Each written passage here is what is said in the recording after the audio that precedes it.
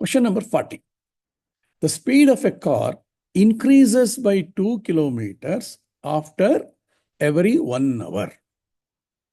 If the distance traveling in the first 1 hour was 35 kilometers, what was the total distance traveled in 12 hours?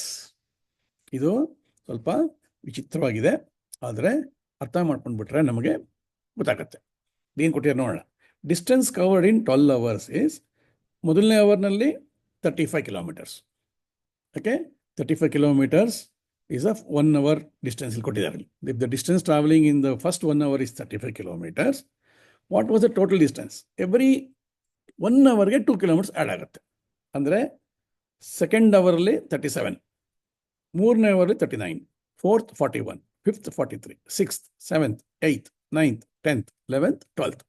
So 2 add ಮಾಡ್ತಾ ಹೋದರೆ ನಿಮಗೆ distance covered in 12 ಇದರಲ್ಲಿ ಇದನ್ನೆಲ್ಲ ನೀವು add ಮಾಡಿ, okay, so ಮಾಡಿದ್ರೆ ನಿಮಗೆ ಸಿಗೋದು 552. So that is a total distance covered.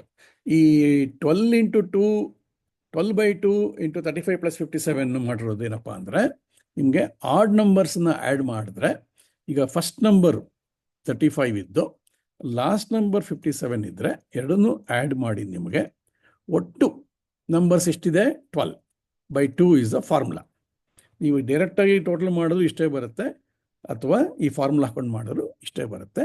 Answer is 552 kilometres.